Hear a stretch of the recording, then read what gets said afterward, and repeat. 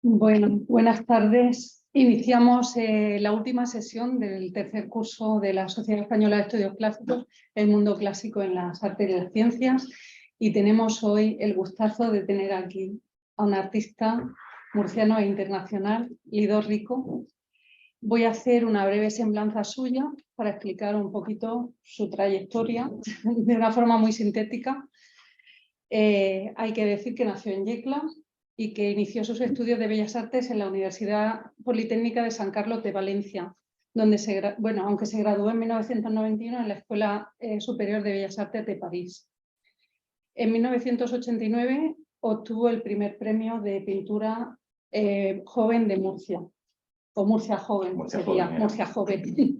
En 1992 fue seleccionado para realizar la escultura exterior del pabellón de Murcia en la Exposición Universal de Sevilla.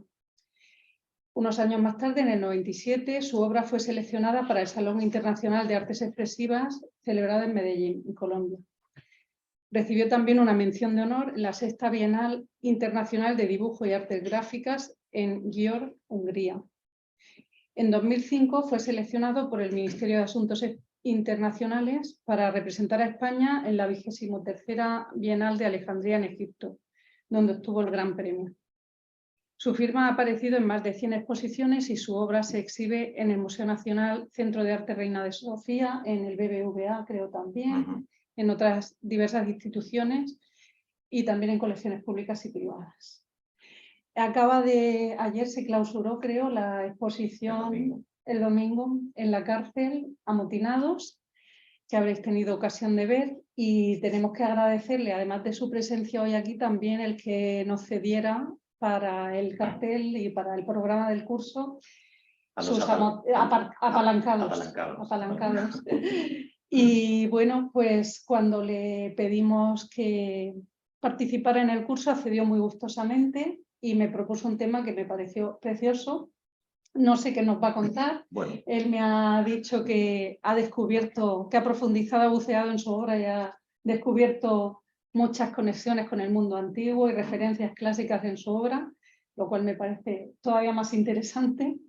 Y nada, le voy a ceder la palabra para que nos hable de esa Caluca García que nos remonta a Homero, a nosotros, y también León Tolstoy, que es el arte.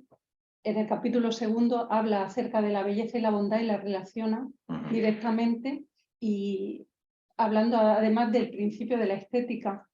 Así que bueno, yo me callo porque es tu turno y voy a disfrutar de la exposición. Muchísimas gracias.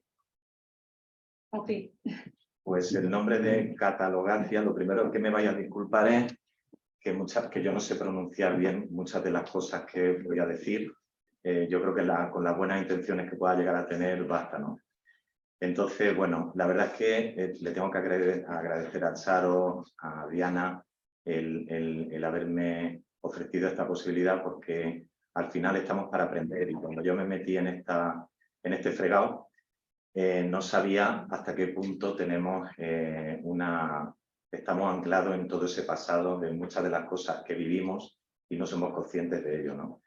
Entonces yo lo que he hecho ha sido una especie de viaje en el que hago un paralelismo entre mi trabajo y cuestiones que me han interesado del mundo clásico, de la mitología, en el que a lo mejor una sola imagen me ha recordado muchísimas cosas, las cuales pues voy a ir leyendo, ¿no? Entonces lo que es la estructura se divide en varias partes. Lo primero es una introducción a lo que es el trabajo que pretendo realizar en esta ponencia, y después poco a poco iré introduciendo imágenes para ir viendo el paralelismo que yo he visto con esas imágenes en mi trabajo, que al final es mucho, ¿no? Al final te das cuenta de esas raíces invisibles que están ahí, que dices, ¿cómo puede ser que existan esta serie de conexiones tan extrañas, ¿no? Al final es como si todo tuviera sentido, tomara sentido, ¿no? Entonces, bueno, comienzo con la historia, hablando vamos a ver si me sitúo primero. A ver cuál es.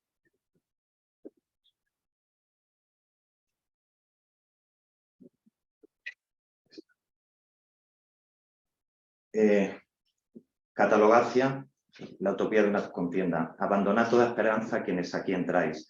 Es la inscripción que Dante Alighieri se encuentra en la puerta del infierno al iniciar el viaje. Grecia fue la madre de la belleza, de la idea de la belleza, kalos. En el arte, la idea de belleza en el arte se la debemos a Grecia. Los griegos dedicaron gran atención al problema de las proporciones, ya que su cultura era eminentemente antropocéntrica. La estatuaria helénica ha dado infinidad de esculturas cuyo protagonista es el hombre. Policleto, el gran teórico de las proporciones, escribió el canon, un tratado que fundaba las proporciones del cuerpo humano en un principio donde las partes estaban relacionadas con el todo, donde su armonía es similar a la que mantienen los órdenes arquitectónicos. Esta será mi única reflexión respecto al arte de aquella época, porque el sentido y desarrollo de Catalogacia se sustrata en las historias, mitos, leyendas sobre dioses y héroes antiguos. Me fascina la mitología por sus explicaciones sobre el origen del mundo y los fenómenos naturales, pero sobre todo por esa necesidad de encontrar respuestas al porqué de la existencia humana. Aunque esos dioses del pasado no dejaran de ser un reflejo de la sociedad y del mundo de pasiones de aquella época, siguen viviendo en nuestro presente. Tras sumergirme en las profundas aguas de la mitología, me vino a la cabeza una reflexión, ad intus dolet, y es que tengo la impresión que aparte de conformarse como una herramienta simbólica cuya interpretación y sentido puede cobrar una insospechada vigencia, ese pasado, como dicen estas palabras en latín, duele por dentro, sigue doliendo por dentro. Comenzaré este viaje de imágenes, a ver cómo no.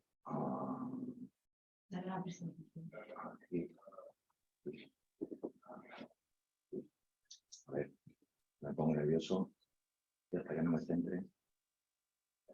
Vale. Bueno, para quien no conozca mi trabajo, siempre he trabajado con mi cuerpo y todo empezó por una serie de casualidades que todas detonaron y acabaron en este proceso tan bruto en el que estáis viendo aquí, ¿no? Entonces, vamos a ver si me sitúo aquí.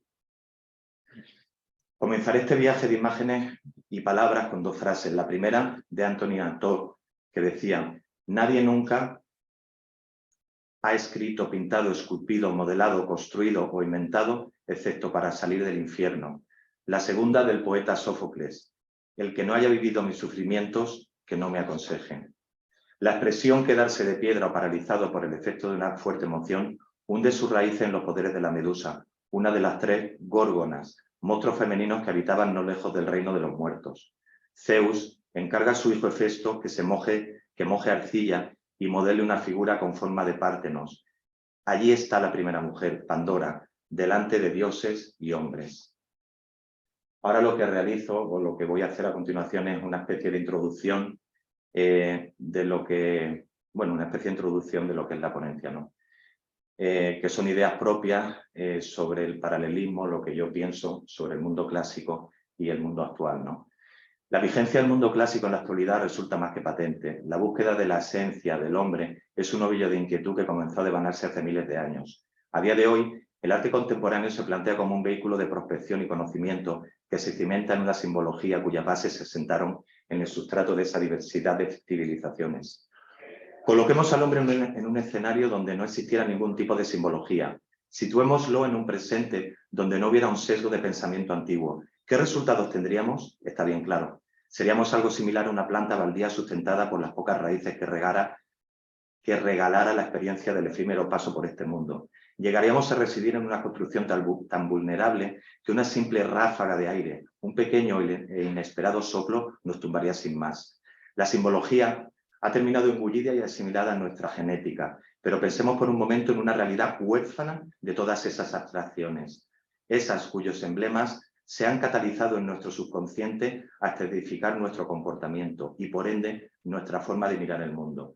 Eliminemos la imagen que Dante conformó del infierno, las representaciones sagradas, los rituales, mitos y liturgias. Suprimamos objetos venerables, dioses y etimologías. Olvidemos la filosofía, el arte del pasado y toda la herencia clásica. ¿Cuál sería el desenlace? Pues está bien claro. Seríamos simple carne insulsa, incapacitada, sin historia y de alma mediocre, individuos manipulables y sumisos al patetismo del consumo inmediato. Esta circunstancia provocaría un empobrecimiento de la vida al reducirse a lo meramente cotidiano, pero lo más dramático es que las nuevas tecnologías han pretendido vestirnos de un falso poder, haciéndonos pensar que desde el teclado de una pequeña pantalla dominamos el mundo, dándonos el rol de creernos ser algunos de los 12 dioses del equipo olímpico, pero nada más lejos de la realidad, porque el evangelio instaurado por las nuevas tecnologías ha terminado por regalar tanta vanidad como ceguera. La frenética época que nos ha tocado vivir insiste en hacernos crecer en la mentira de pensarnos pioneros en descubrir, sentir y opinar sobre la realidad. La incontrolable y artificiosa sociedad de dispendio inmediato que respiramos, con su empacho de información, solo busca enajenar voluntades para controlar al individuo. La connivencia de un adulterado sistema cuyo paradigma se formula bajo el sesgo de la manipulación solo pretende aislar y desterrar al hombre de su derecho al conocimiento. En un intento por fabricar un futuro plagado de autómatas, tan ciegos como de blando criterio, el arrinconamiento pertrechado por los planes de educación va olvidando con absoluta premeditación esa herencia antigua que incluye todo el universo del arte y las humanidades. Porque un apoyo al conocimiento y a la creatividad estimula la capacidad crítica, y esto jamás puede convertirse en prioridad cuando la tentación del poder está en juego. Retomo en este momento unas palabras de los diarios del escritor valenciano Rafael Chirves, que en un bien intencionado recordatorio sobre los peligros modernos nos dice de manera taxativa que sin cultura eres un imbécil y con cultura corres el riesgo de convertirte en un hijo de puta. Aseveración esta, originada por el recelo al empoderamiento de la reflexión y el debate, porque para el poder cualquier cuestionamiento se convierte en el más serio de los inconvenientes. Sirva esta consideración para posicionar una perspectiva personal sobre el áspero contexto social que nos ha tocado vivir, cuyo discurrir no pone nada fácil el crecimiento natural del individuo. Afortunadamente, la curiosidad por saber, la inquietud por descifrar el sentido de la existencia, provoca un constante flujo de nuevas vías de expresión, porque al final las mentes inquietas necesitan respuestas, y tengo la certeza que muchas de ellas comenzaron a hilvanarse en nuestro más ancestral pasado. Solo debemos tener fe y ser perseverantes en atinar con el pespunte para poder encontrarlas. Si los mitos son relatos que explican el mundo de manera fantástica, eso mismo plantea una obra de arte contemporáneo. Si tampoco tenían la pretensión de ser dogmáticos, porque se podían reinterpretar, volvemos a coincidir con la idiosincrasia que encierra cualquier pieza artística del presente. El resultado de mis trabajos, al igual que el de estos mitos, encierra una reflexión acerca de los comportamientos humanos, la tragedia y su enfrentamiento entre el mundo de la razón y el dolor, entre el juicio y el sufrimiento, desprendido por una acción personal, es compartida por mi forma de entender el arte, porque mi proceso de trabajo invita a la reflexión, como en el teatro clásico. El resultado que encierra cada exposición termina por representar la angustia privada en un escenario público. Retomando el concepto de Aristóteles sobre el teatro clásico, referido a que este no era simple abstracción, distracción, sino educación, creo que es una idea vigente que podríamos extender al arte contemporáneo, porque al enfrentarnos a él, debe producir en el espectador una especie de catarsis o purificación de las propias emociones que se conmocionan al descubrir el sufrimiento de los héroes, los cuales, en su jamartía o bendita ignorancia, demuestran su grandeza al cometer los mismos errores que cualquier humano. Si ese patetismo es el rasgo fundamental de la tragedia, tengo la impresión que todos los estímulos que acosan al hombre en la tragicomedia del presente lo mediatizan hasta impedirle que pueda mirar sobre el espejo de la realidad con aquella misma precisión. La catástrofe de los dioses y héroes se llama sufrimiento. Decía Esquilo, el gran representante de la tragedia griega, algo que comparto, y es que se llega al saber por el camino del padecer, porque su grandeza gravita en el enfrentamiento dimanado entre el mundo de la razón y el dolor. Pero dentro de todas las acepciones de ese patos, es la referida a la psicología la que más me interesa, la cual alude al sufrimiento existencial de nuestra auténtica esencia al referirse al estado del alma, con sus tristezas, pasiones y padecimientos. No deja de resultar paradójico que para realizar mis inversiones en la escayola necesite por una evidente cuestión de supervivencia, mantener los ojos cerrados, practicando así esa ceguera impuesta por el entorno del que me quejo. Una decisión que me ha ayudado a descubrir otra verdad sobre las cosas, ya que el sentido de la vista es prescindible cuando logramos escuchar al pequeño Caronte que se agazapa en lo más recóndito de nuestro ser, ese cuyo susurro nos exhorta a que alimentemos el alma sin piedad, porque el pago de esa inquietud será lo más preciado a lo que el hombre pueda aspirar, el conocimiento, cuyo mágico poder da visado de entrada a las costas más bellas de la laguna Estigia, o dicho de otra manera, que el hecho de experimentar cualquier manifestación artística del tipo que sea, alimenta el alma, ampliando hasta la eternidad la orografía de nuestro cielo personal. Concluye esta reflexión como lo hizo Michael Jackson cuando al terminar el concierto que ofreció en Ginebra hace 1000 años, un artilugio colocado inesperadamente en su espalda lo elevó por encima del escenario para sobrevolar después por encima de nuestras cabezas, al igual que lo hacían los dioses griegos al acabar su representación, cabalgando en Deus ex machina. Y este vuelo que despide mi introducción lo haré al grito de una máxima que me ha aplicado a mi vida desde que tengo uso de razón y dice así: non bene pro toto libertas bendito auro. La libertad no se vende ni por todo el oro del mundo.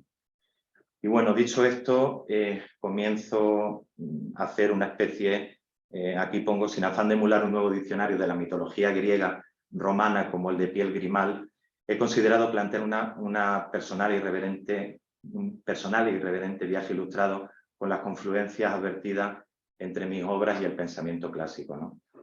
Y entonces aquí vamos a ver cómo lo...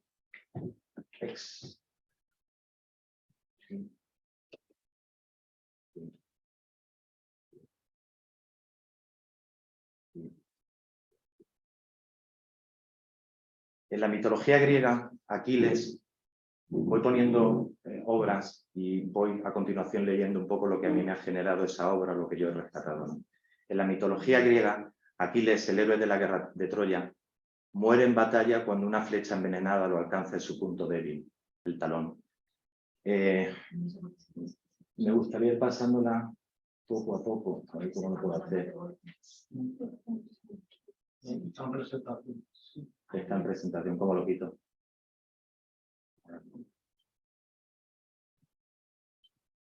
Para acá.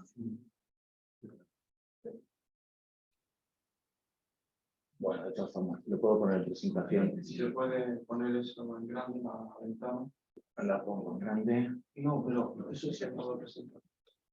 Y para ir pasando yo las imágenes. A ver si... No sé cómo se va a grande. Así quizá se va...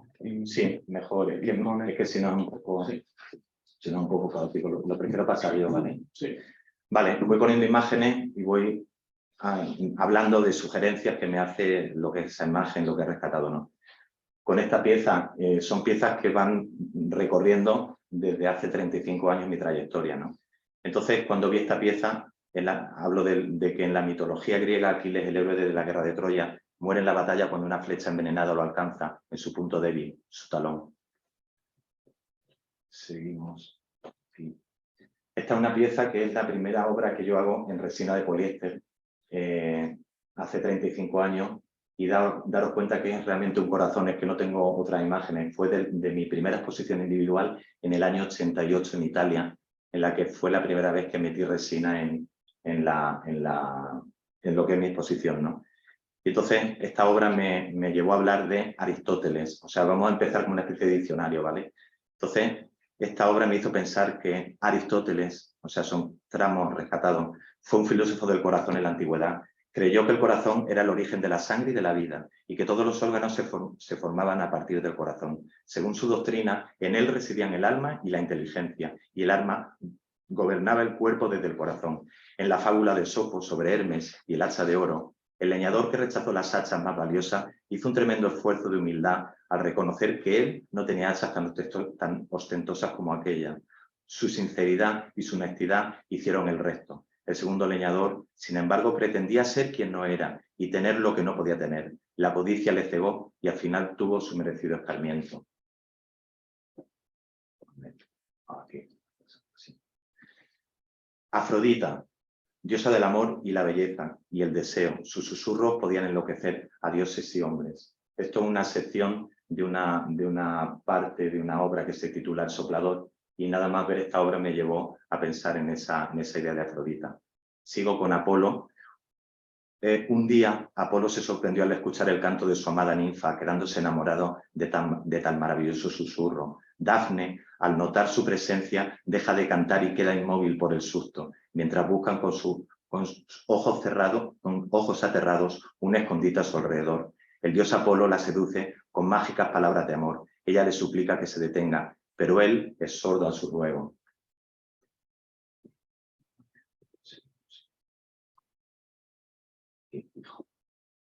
Esto sí que podemos hacer. Argos. Según la mitología griega, los ocelos que decoran la cola del pavo real son en realidad los 100 ojos del gigante Argos, fiel servidor de Hera y carcelero de la ninfa Io, a quien Zeus amaba. El padre de los dioses le encargó a Hermes el rescate de su amada, y en el mismo santuario de Hera, Hermes, valiéndose de la música y la oratoria, logró que todos los ojos del siempre vigilante gigante se cerraran, aprovechando dicho instante para darle muerte y liberar a Io. Desde ese día los ojos de Argos decorarían para siempre la cola del hermoso pájaro consagrado a Hera, el pavo real. Todo lo que son los dibujos que vaya a ver, no hay nada de pincel, siempre está hecho por mi huella dactilar, ¿vale? La simbología del ojo experimenta un cambio sustancial en la mitología griega. La disminución ocular, concretamente, es vista como una tara, un signo de inferioridad propio a cíclopes y otras criaturas monstruosas. Este rechazo se fundamentaría, según Eduardo Cirlot, en la creencia que al segundo ojo humano corresponde la visión intelectual y al primero la meramente espacial. Aquí tenemos otras piezas hechas de esta manera.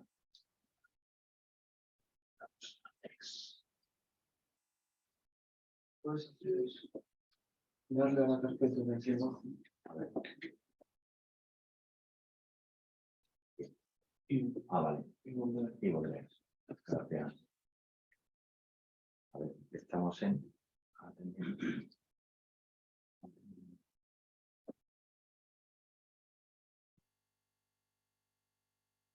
Atenea. Según afirma Mircea Eliade, el simbolismo de la espiral es bastante complejo y de origen incierto, pero se puede decir que para la mayor parte de las tradiciones antiguas las espirales son el símbolo de la creación y evolución de todo el universo.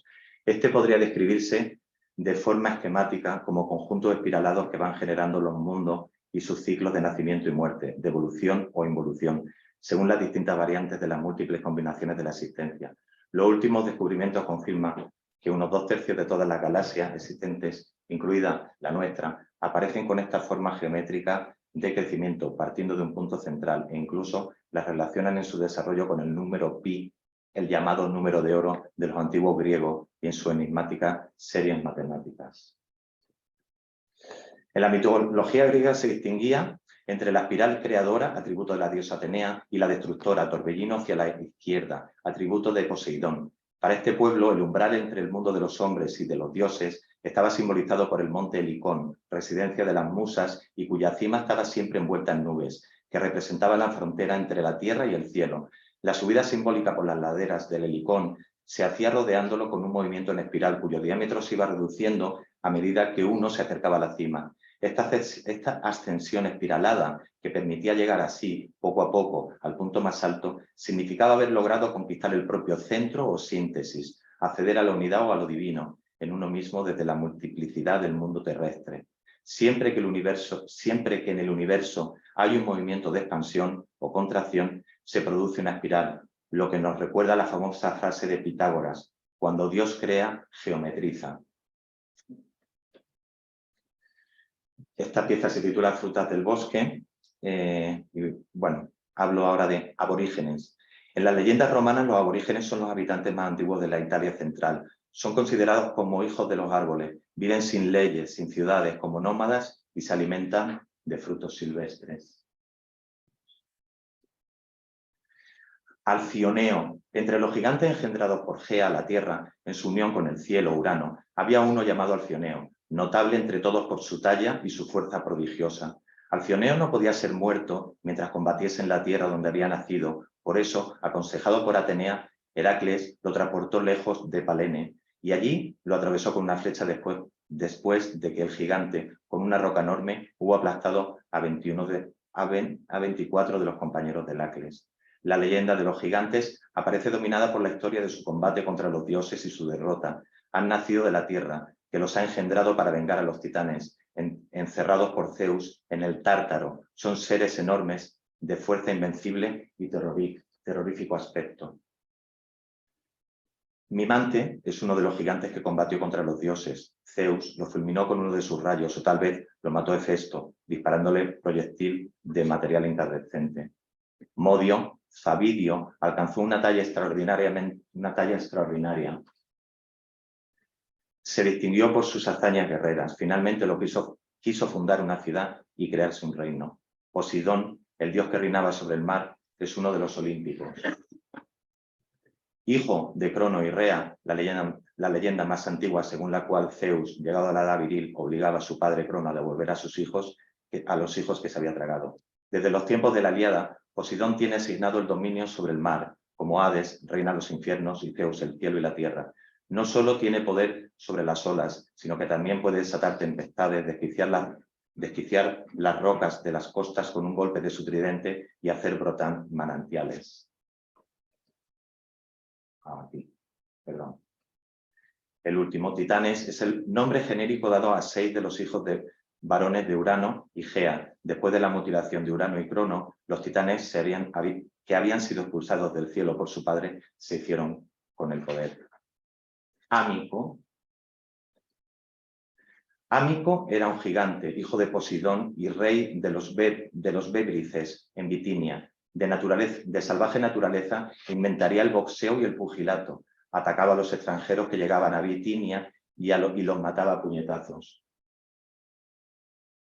Aquí vemos una pieza hecha con el proyecto que realicé con los neurocientíficos, con el cerebro, una pieza que se titula Toc Toc Toc, y otra pieza que viene a colación de Ámico, en el que, si te das cuenta, un cerebro, si lo colocas de manera lateral, parece como un guante de boxeo, ¿vale? Adonis. Sí, perdón. Adonis. La leyenda de Adonis se sitúa en el monte Índalo, el Líbano. Hoy el Líbano. Por Biblo pasaba un río llamado Adonis, que todos los años tomaba un tinte rojo, el día en que se conmemoraba la muerte del mancebo. En la Grecia antigua el pecado era inconcebible. Hombres y dioses no mantenían ninguna relación de confianza. Los dioses no decían a los hombres lo que tenían que hacer, no les guiaban, aconsejaban, ni les señalaban límites. Los dioses eran distantes, no se preocupaban de la suerte de los mortales, no eran modelos de comportamiento, no daban órdenes. La suerte dependía del destino y este afectaba tanto a hombres como a los dioses. Sin embargo, en un caso al menos, Zeus exclamó en la Odisea: ¿cómo culpan los mortales a los dioses? Pues de nosotros, dicen, proceden los males, pero también ellos, por su estupidez, soportan dolores más allá de lo que les corresponde. Esta pieza se titula El arrepentido y es realmente un autorretrato como si fuera un obispo, que aparece vestido con esos rojos, son realmente hojas, ¿no? Atenea. Estos son piezas también hechas siempre con la huella dactilar, no hay pincel, no hay nada, ¿no? Es lo que al final digo, que trabajando con la intuición, de repente, el hecho de haber estudiado todo esto te lleva a establecer unos vínculos que te ponen hasta nervioso, ¿no? Es decir, ¿qué sentido tiene todo tu trabajo cuando lees todo ese pasado, ¿no? Y en este momento estamos con las hilanderas, así se titulaba esta pieza, que se llama Atenea. Moiras, Atenea y Ariadna eran divinidades griegas simbólicamente vinculadas a tareas relacionadas con el hilado y el tejido. Una de las muchas cualidades de Atenea, como diosa vinculada al arte y a la industria, es su enorme habilidad como tejedora. De hecho, ella misma se encarga de enseñar e inspirar a las hilanderas más insignes de la mitología, como Penélope o Aracne. El tejido de Atenea penetra el tiempo y el espacio, tal como lo hacen la urdimbre y la trama, manteniendo firmemente unidas estas dos coordenadas que componen la realidad, y como diosa es capaz de tejer en muchos tiempos y dimensiones a la vez. Hilar, eso es un ala de mariposa real, lo que aparece ahí. Hilar y tejer son metáforas del devenir temporal, y la hebra de las moiras confeccionan para cada humano dando la singularidad de su destino individual. El hilo que constantemente va tomando forma entre sus manos simboliza el fluir ininterrumpido de la vida, y cada una de las tres hilanderas míticas representa uno de los tres polos de temporalidad de la existencia humana: pasado, presente y futuro. Esta pieza tiene muchos años, la titulé L'homme oiseau, el hombre pájaro, y es un suicidio. Y viendo la historia del suicidio, indagué y vi qué opinión había en aquella época, ¿no?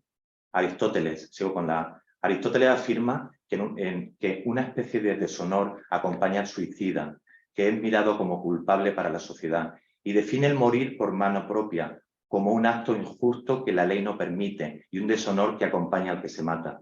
En la antigua Grecia, los filósofos pensaban que al hombre no le estaba permitido morir por voluntad propia. El suicidio era considerado una muerte maldita, pues no permite que el alma encuentre su remanso de paz, considerándose una muerte impura. En la tragedia griega, el suicidio no es un acto heroico, sino una solución trágica que la moral rechaza. El suicidio quedó simbolizado en la mitología griega, donde se asociaron emociones como la desesperación, culpa, vergüenza o la propia locura. Hoy son consideradas desencadenantes del suicidio. En la antigüedad, autores como Eurípides, Aristóteles o Heródoto utilizaron términos como, aquí, perdonadme, catalaio, biotón, hacer pedazos la vida, ekousios apoceicos, morir voluntariamente, autóctonos, matarse a sí mismo, o autoneutes, asesino a sí mismo, disculpadme, para referirse al suicidio. Sin embargo, la expresión más antigua que existe para descubrir el suicidio es la dada por Cicerón, mors voluntaria. Ya sabemos que los clásicos eran unos románticos. ¿Por qué decir suicidio, pudiendo decir en palabras de Platón, se despoja violentamente de la parte de la vida que le ha dado el destino? A ver, esto mismo para acá. Y me voy a la B. Valio. Esta pieza se titula Autorretrato soñando cuadrigas y es un autorretrato, como veréis, con diferentes caballos que lo bordean, ¿no? Valio. Valio es uno de los caballos de Aquiles, nacido en Céfiro y de la arpía Podarge. Posidón lo dio como regalo a Peleo cuando la boda de este con Tetis. Muerto Aquiles, Posidón volvió a quedarse con el corcel, que era inmortal, así como con Janto, el otro caballo de Aquiles. Laomedonte mandó construir las murallas de la ciudadela y para ello recurrió a dos divinidades, Apolo y Posidón, a las cuales ayudó, según se dice, un mortal, Éaco. La leyenda de Laomeonte es la historia de sus perjuicios. Negóse a pagar el salario convenido a las divinidades, cuyo trabajo había solicitado, lo cual atrajo sobre su país toda clase de calamidades. Después, cuando Heracles hubo dado muerte al monstruo marino enviado por Posidón en castigo, salvando con ello a Hesíode, Laomedonte se negó también a entregarle en pago los caballos divinos que poseía y que le había prometido. Reso. Era daros cuenta de que a lo mejor una imagen detona que la temática de esa imagen hable de otros mitos o de otras personas, ¿no? Reso era célebre por sus caballos, blancos como la nieve y rápidos como el viento. Había acudido en socorro de los troyanos durante el 10º año de la guerra y había luchado una sola jornada, aunque en ella había hecho una enorme matanza de griegos. Diómenes y Ulises, al llegar la noche, se fueron al campamento troyano y, sorprendiendo a Reso dormido, lo mataron y se llevaron sus caballos. Birmio, genio cuyo culto estaba unido al de Diana en el bosque sagrado de Nemi. El hecho de que los caballos no tuvieran acceso a dicho bosque había dado origen a la creencia de que Birmio no era sino el hijo de Teseo, Hipólito, que había sido muerto en otro tiempo por sus corceles. Medusa.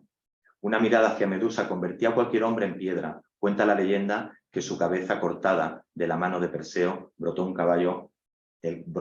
el caballo alado de Pegaso.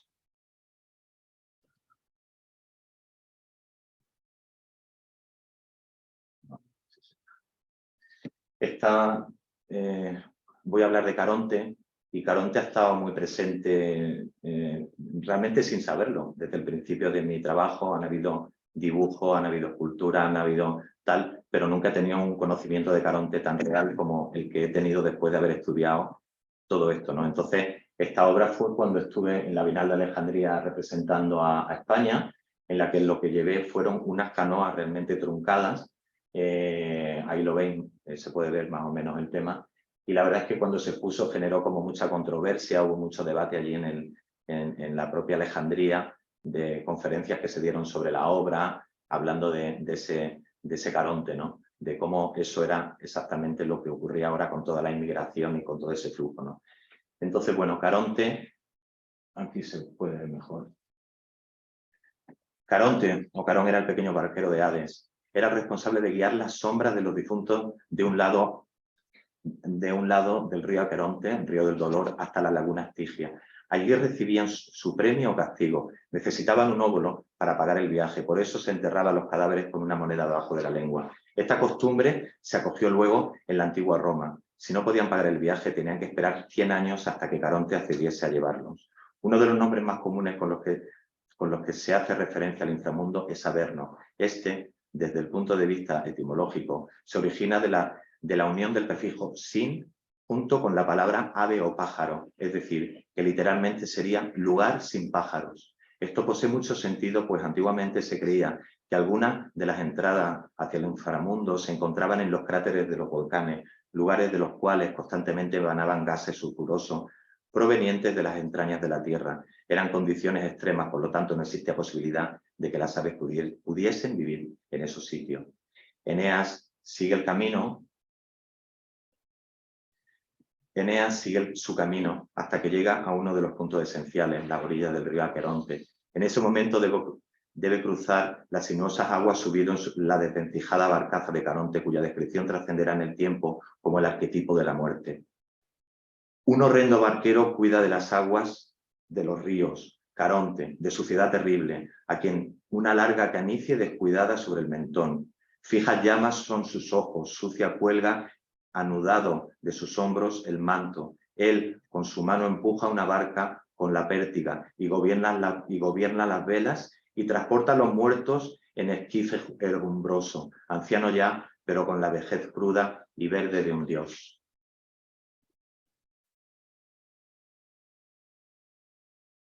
Caca. Caca es la diosa romana muy antigua, considerada como hermana del ladrón Caco. Según parece, traicionó a este al revelar a Hércules el lugar donde había escondido los bueyes robados al héroe. En recompensa, se atribuyó un culto a Caca. En su honor, se mantenía un fuego perpetuo. Cerbero. Esta pieza tiene ya así como 25 años y de repente cuando lo estaba estudiando vi que Cerbero era el muchacho con martillo, que así la titulé en su momento, ¿no? Cerbero. Cancerbero es el perro de las tres cabezas que protege el reino de Hades, el inframundo griego, manteniendo a los vivos fuera y a los muertos dentro. Su aliento y su saliva eran muy peligrosos y al igual que Medusa, su mirada podía convertir en piedra a cualquiera. Si bien la idea del perro guardián del infierno por sí misma es bastante curiosa, la mayoría de las representaciones olvidan que esta criatura es una mezcolanza de otras partes de animales. Aunque algunos lograron escabullirse de Cerbero con la ayuda de música mágica o comida alterada, únicamente Hércules fue quien derrotó a la bestia. A Cerbero le dieron otras características, según Eurípides. Cerbero no solo tenía tres cabezas, sino también tres cuerpos, y según Virgilio tenía múltiples espaldas. Según Hesiodo, comía carne cruda. Según Euforión, poseía ojos que brillaban como el fuego. Según Horacio, una boca de 3 lenguas y un fino oído, según Séneca. Aristófanes hizo a Hércules domar a Cerbero con su collar y huir, mientras Séneca hizo que usara de nuevo su piel de león como escudo y su garrote de madera para someter a Cerbero. Después, aquí en la C, me encontré Corpus. El Corpus es el título de una exposición retrospectiva que hice en el 17 en el Mural de Cartagena, y la palabra corpus pues, se refiere al corpus de un conjunto de datos, que en ese caso, al ser una exposición que trataba de mi trayectoria, pues iba ad hoc, ¿no? Entonces este era el catálogo de la portada del catálogo, que más de uno lo conocerá aquí.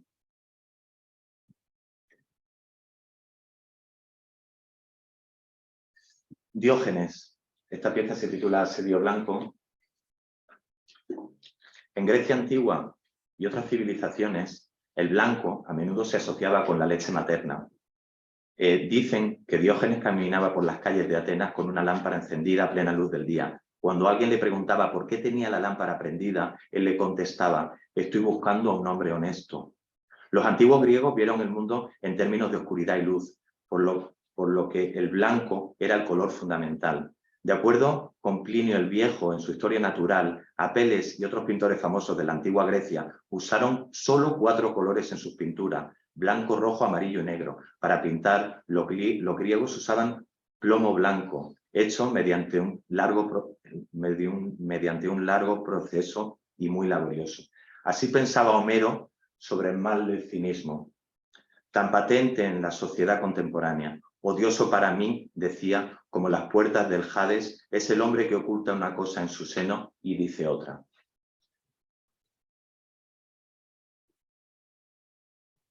Dáctilos.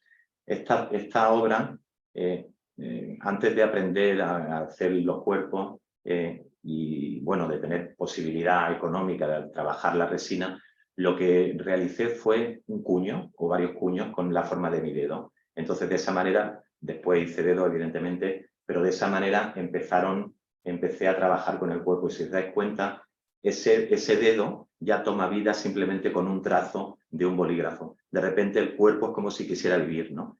En este caso, por ejemplo, son esta pieza, que son mis dedos hechos con plomo, y son portarretratos colocados en la pared, tanto este como este.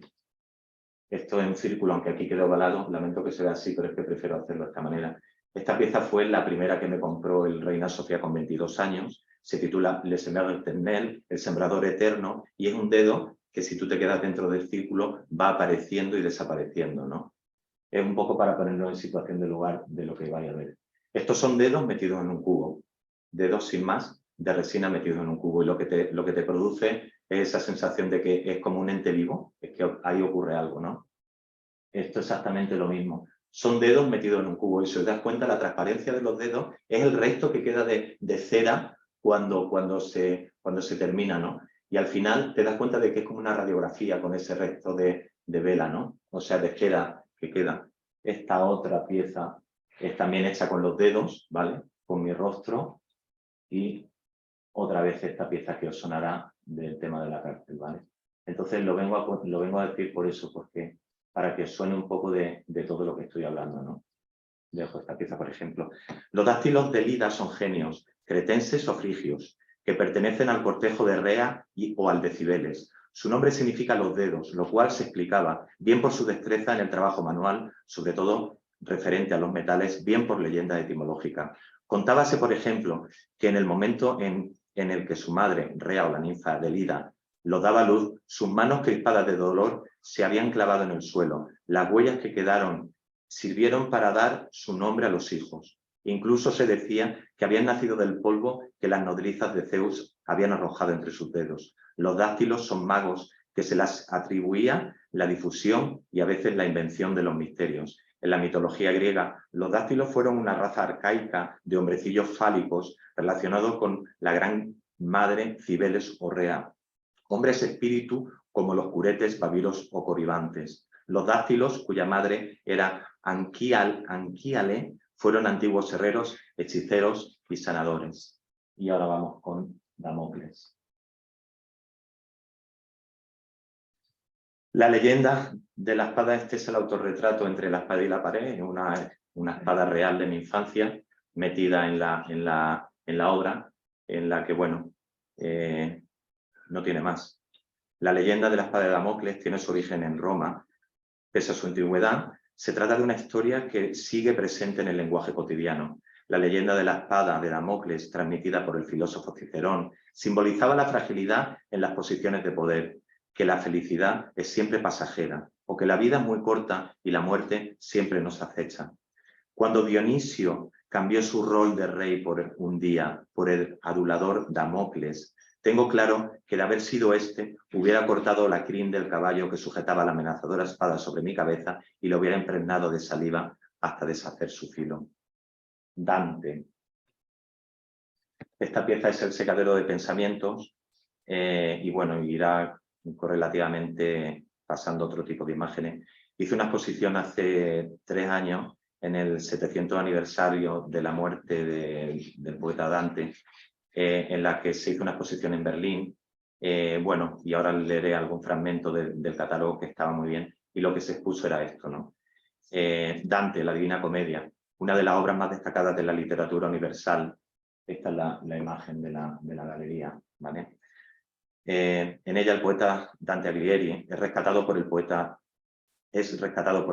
romano Virgilio y juntos comienzan el viaje al inframundo, donde cada uno de los subcírculos posee tangencia con los 7 pecados capitales que todos conocemos. Entre los que están suspendidos, tra color qui son sospesi, así se titulaba la exposición que tuve en Alemania, en Berlín. Y Luisa Gattucci decía esto, ¿no?, sobre esa exposición. Encontramos al mundo todavía sumergido en la inusual situación de pandemia que, además de causar daños reales, ha llevado a la mayoría de la gente a vivir en una inquietante sensación de suspensión. Desde hace más de un año, la serie de cierres y de restricciones a la circulación, la interrupción de las rutinas sociales y cotidianas nos han dejado una sensación de fragilidad y precariedad. Las dificultades que muchos tienen para poder trabajar adecuadamente o para planificar correctamente cualquier proyecto o plan reforzaron. Este es el interior de las esferas. Reforzaron nuestra comprensión del estado de Virgilio y de las otras almas que Dante Alighieri suspendió en el limbo, el lugar del más allá donde las grandes mentes precristianas fueron dejadas para pasar la eternidad en un estado de espera permanente. La descripción de este estado encaja extrañamente con el perturbador estado de ánimo colectivo actual, mostrando cómo los sentimientos son una parte tan fundamental de la naturaleza humana que, a pesar de las considerables diferencias de tiempo y contexto histórico, siempre podemos reconocernos y empatizar con ellos.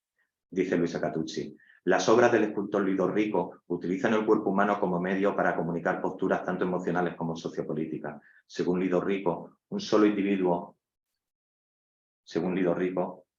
a ver dónde estoy.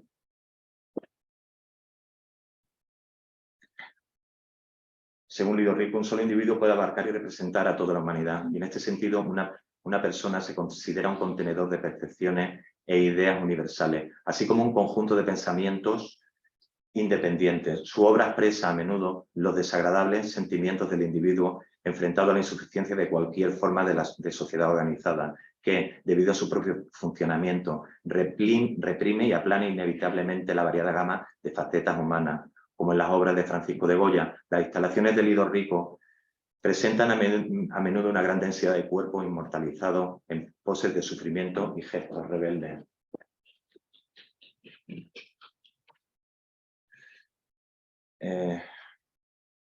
El paisaje metafísico no solo se revela como protagonista en la obra de Lido Rico y Dante Alighieri, sino como una necesidad intrínseca a la curiosa naturaleza del ser humano, que anhela descubrir, crecer y evolucionar, y que tanto sufre por sentirse entre aquellos en suspenso. El Ulises de hoy no se parece al homérico o al georgiano, que acaba volviendo a casa, sino al Ulises de Dante, que se pierde en lo ilimitado, revelando la ambición de superar la limitación del conocimiento, la física y el ego como la finalidad misma del viaje humano.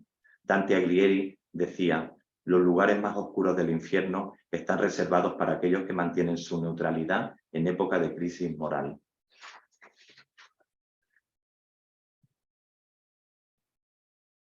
Estos son piezas fotoluminescentes en las que, bueno, cuando la luz se apaga, las piezas se iluminan como veréis propiamente. Aquí tenemos el infierno y ahora nos vamos aquí. Vale, Eolos. Este es mi rostro, está macerada la resina con hojas, son hojas prensadas dentro, ¿no? Esas hojas se cogieron gracias al aire que hacía donde yo vivo, donde yo vivía, en Yecla, y bueno, la iba almacenando, la iba guardando hasta que en un momento dado entraron dentro de lo que es la pieza. La titulé Eolos, ¿no? Sin saber exactamente, casi lo hice de manera intuitiva, sin indagar qué significaba Eolos, simplemente me surgió y así lo hice. Eolo, hijo de Poseidón, es identificado con frecuencia con el Señor de los Vientos, al que se refiere la Odisea. De hecho, la pieza completa es esta, ¿vale? Es como una especie de gran columna vertebral. Cuando Ulises, en el curso de su viaje, abordó en la isla de Eolia, Eolo, lo recibió cordialmente y lo retuvo un mes a su lado. Al partir, le entregó un odre en el cual estaban encerrados todos los vientos excepto uno, el que debía llevarlo directamente a Ítaca. Pero mientras Ulises dormía, sus compañeros abrieron el odre creyendo que estaba lleno de vino. Los vientos se escaparon, desencadenando una tempestad que arrojó la nave a las costas de Eolia.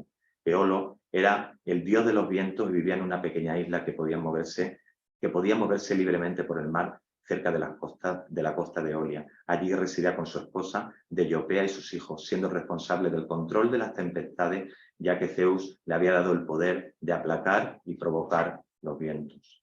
Eneo.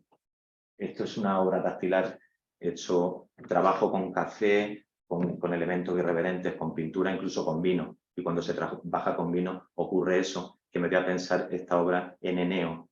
Eneo es el rey de Caleidón. Su nombre está emparentado con el del vino. Dícese que Dionisio le regaló la primera cepa plantada en Grecia. También se decía que Orista, uno de sus pastores, había observado que uno de los carneros del rebaño se apartaba con frecuencia para ir a comer los frutos de una planta que él no conocía. El pastor terminó por cogerlos y, exprimiendo su jugo, lo mezcló con el agua del río Aqueloso.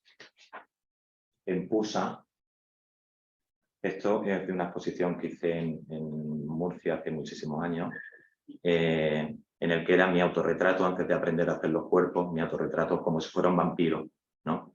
Y me dio por pensar que este vampiro, que se titulaba Amarillo Medio, se llama Empusa, o sea, me surgió lo de Empusa con esta reflexión: ser monstruoso con pies de bronce que podía transformarse en una bella mujer para seducir a los hombres y beber su sangre o devorarlos. Esta pieza, que se titula Vertidos, me recordó a Eleuteria, la ciudad de Argos, fundada 2000 años antes de Cristo, considerada primera ciudad helena. Había una fuente de aguas cristalinas donde se purificaban las sacerdotisas antes de empezar los rituales. Eleuteria se llamaba esa fuente de Argos, ciudad donde aconteció la guerra de Troya, y por eso también se le tenía como cuna de los héroes que participaron en aquella guerra épica.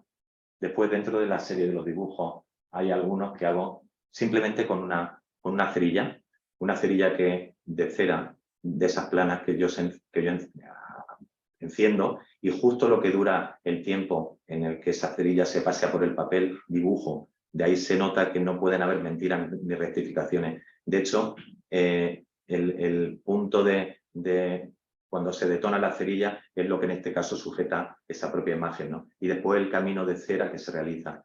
Y esto me hizo pensar en Eróstrato.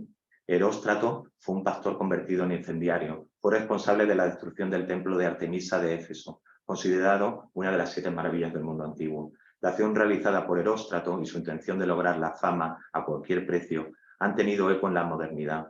En el ambiente académico de la psicología se denomina complejo de Eróstrato al trastorno según el cual el individuo busca sobresalir, distinguirse, ser el centro de atención. Éter. Esta pieza se titula Túnel de Luz, y eso que veis es un incienso que aparece al lado, y es esa reflexión que se tiene en el cristianismo de cuando vuelven y de repente te cuentan eso del túnel de luz, ¿no? Por eso realicé esta pieza. Y me gustaba esa idea de relacionarla con el éter, ¿no? Éter se consideraba el dios de la luz, ya que se creía que era el dios del aire azul superior que rodeaba el planeta. El aire que se encontraba justo debajo de la cúpula del dios del cielo Urano. En aquella época, los antiguos griegos no relacionaban el concepto de la luz del sol, el concepto de luz con el sol. El éter, como el aire más puro, era el aire que respiraban los dioses. Debajo de él estaba el aire que respiraban los humanos, que estaba relacionado con caos, Había también un tercer aire, era oscuro y siniestro, se encontraba en los lugares más recónditos y también bajo la tierra, llamado Erebo. Eón. Eón es usualmente identificado como un joven desnudo o semidesnudo dentro de un círculo zodiacal. Este círculo también puede representar el tiempo cíclico y eterno. Esquilo. Decía Esquilo, el primer gran representante de la tragedia griega, en su Prometeo encadenado: Hefesto, a ti te concierne cumplir las órdenes que te dio tu padre. En estas abruptas rocas, sujetar a este malhechor con grilletes irrompibles y vínculos de acero. Esta pieza es de una obra que hice que se titulaba Memento Mori. Son superficies fotoluminiscentes que cuando el espectador se pone durante unos segundos y de repente se quita, lo que queda a su sombra. Y entonces el impacto emocional es bastante fuerte porque en un momento dado tú te estás viendo como nunca te has visto. Siempre te suele ver tridimensional y en ese momento tú te ves con esa sombra. Y ese juego tan brutal que se ejecuta entre cualquiera y de repente te ves así, supone realmente un shock emocional bastante potente. Y esto me dio por pensar en una obra que hice que se tituló Memento Mori, ¿no? Y en la mitología griega, Erebo, en griego oscuridad, negrura o sombra, era un dios primordial, personificación de la oscuridad y la sombra, que llenaba todos los rincones y agujeros del mundo. Nix arrastraba las oscuras nieblas de Erebo por los cielos llevando la noche al mundo, mientras Hemera la esparcía trayendo el día. Nix bloqueaba la luz del éter y Hemera despejaba la oscuridad permitiendo que éter volviese a iluminar la tierra. Victoria Marie Sachill-Bess, una poetisa, novelista y diseñadora de jardines inglesa, dijo: en la sombra de un hombre que camina hay más enigmas que en todas las religiones del mundo.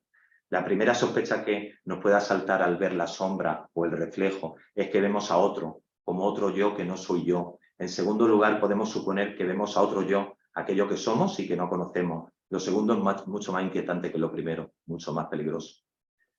El ángel le contestó y dijo: el Espíritu Santo vendrá sobre ti y la virtud del Altísimo te cubrirá con su sombra. Lucas 1:35.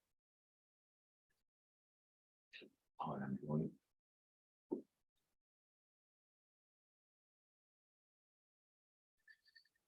Esta pieza son dos mandalas, que yo lo titulé así, la mandala autorretrato, o sea, mandala con nariz y labio superior sobre fondo blanco y de nariz y labio superior sobre fondo negro. Si te das cuenta, es una nariz que va detonando en partes del propio rostro hasta formar esto.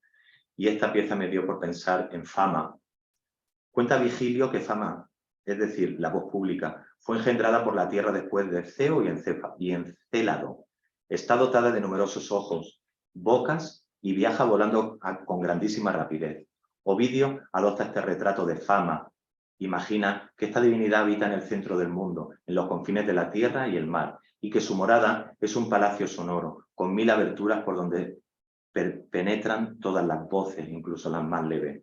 Este palacio está siempre abierto y devuelve amplificadas las palabras que llegan hasta él. Fama vive rodeada de la credulidad, el error, la falsa alegría, el terror, la sedición y los falsos rumores. Y desde su alcázar vigila el mundo entero. Natura, que es como se titula esta pieza, habla bueno, estos son diversas piezas hechas con mi cuerpo que había visto ahora en la cárcel. Son nidos reales, e incluso aparece este nido que es fotoluminiscente. Cuando la luz se apaga, el nido de cráneo se ilumina, ¿no? Entonces, me dio por pensar en Fénix. El Fénix es un ave fabulosa originaria de Etiopía, cuya leyenda está relacionada con en Egipto con el culto del sol. La leyenda del Fénix concierne sobre todo a la muerte y al renacer del ave. Es única en su especie y, por tanto, no puede reproducirse como los demás animales. Cuando el fénix siente aproximarse el fin de su existencia, acumula plantas aromáticas, incienso, cardamomo y fabrica con todo ello una especie de nido. Mierda, lo he cerrado. A ver, ahora...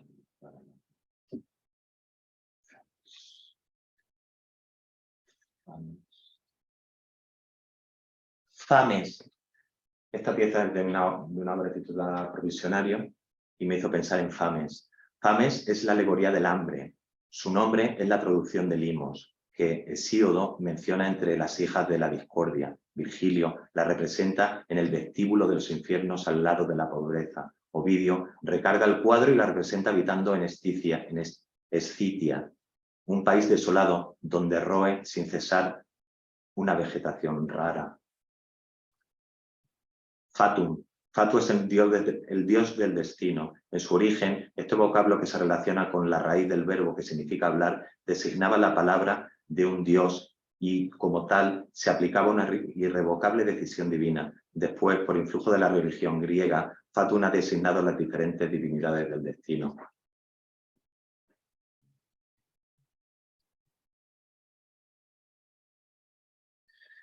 Esta pieza, que se titula Sustos, es de hace 25 o 26 años, en las que estaba aprendiendo con el cuerpo y lo que solamente salen son extremidades, pies, manos y rostro. Y me hizo pensar en Gelo. Gelo es un fantasma de la isla de Lesbos.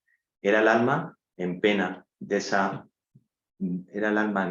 de una muchacha lesbia muerta joven y que volvía del más allá para robar a los niños. Pigmeos. Los pigmeos son un pueblo de enanos mencionados ya en la Ilíada y que, según se creía, habitaban al sur de Egipto. El rasgo citado con más frecuencia de la historia de los pigmeos es el de sus luchas contra las cigüeñas o las grullas. Me hizo pensar en Mormo. Mormo es un genio femenino acusado de morder a niños malos y volverlos cojos. Y me hizo pensar en Mormólice. Mormólice es un genio terrorífico con el que se amenaza a los niños. Pasaba por ser la nodriza de Aqueronte. Esto indica que en las creencias populares guardaba relación con el mundo de los muertos y de los fantasmas.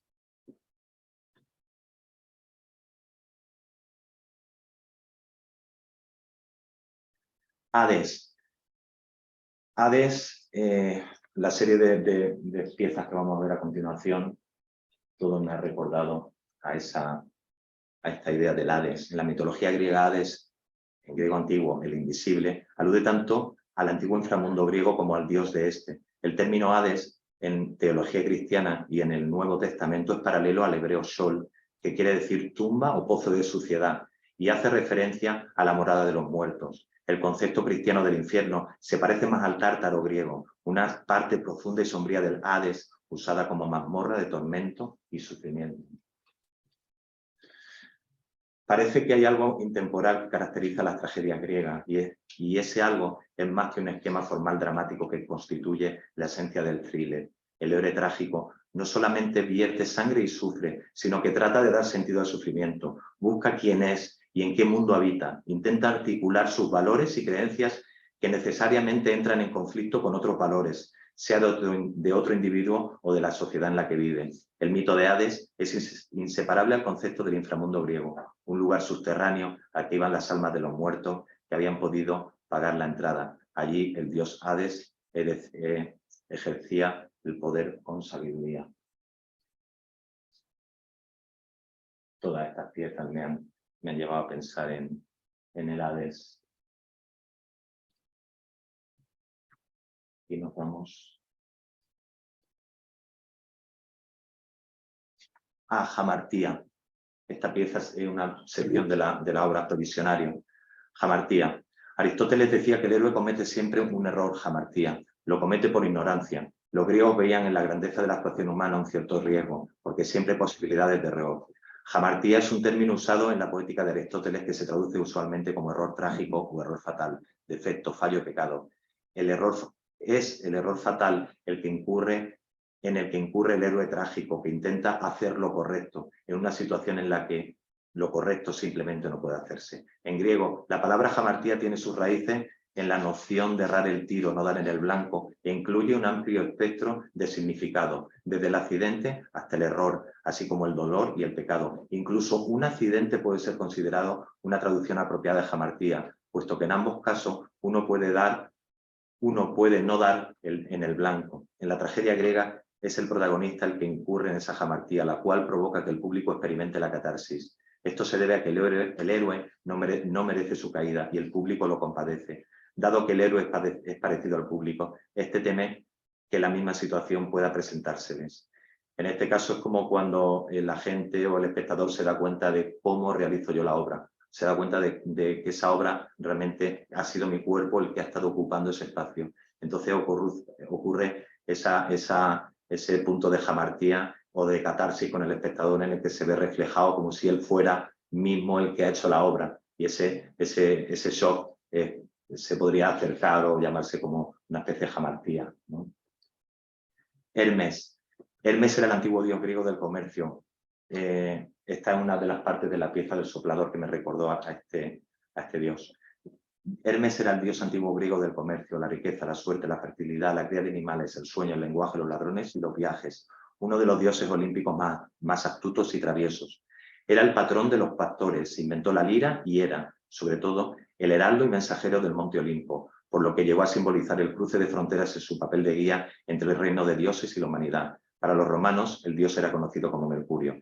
Hermes, entre sus múltiples facetas, Hermes es, entre sus múltiples facetas, un símbolo de la prosperidad humana y también un protector de los osados, de los viajeros, los mercaderes y los ladrones. Y algo más bello aún, es el que transporta los sueños de los hombres hasta los dioses mayores,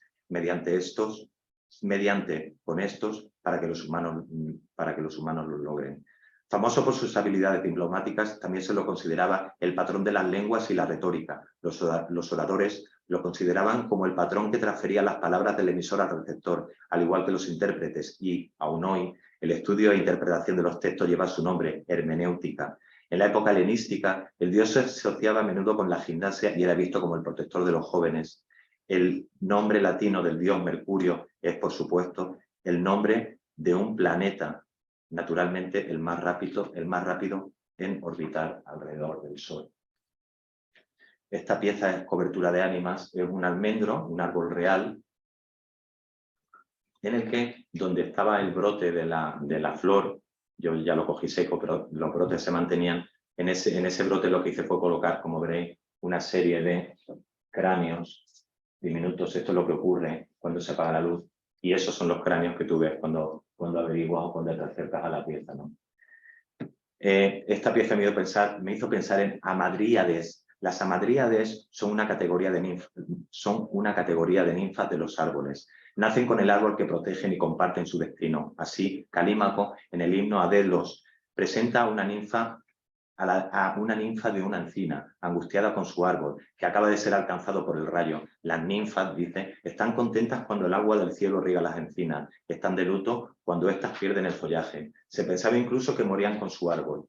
Por eso, eran consideradas como seres mediadores entre los mortales y los inmortales. Viven largo tiempo, 10 viven largo tiempo, 10 vidas de palmera, es decir, 9.720 años.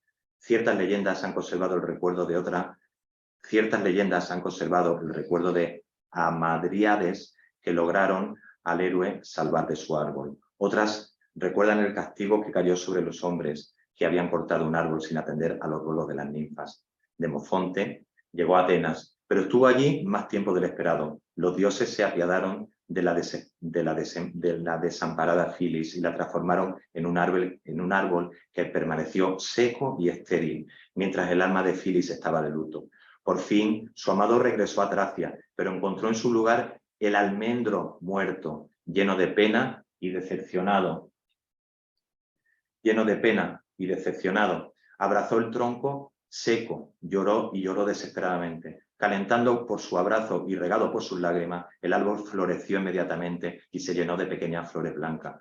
Otra leyenda ligada al almendro es la referida al geógrafo Pausanias, en cuyo relato el rey de los dioses, Zeus, impregnó a Gea y le dio a luz a un ser sobrehumano llamado Agnitis, que tenía órganos genitales masculinos y femeninos.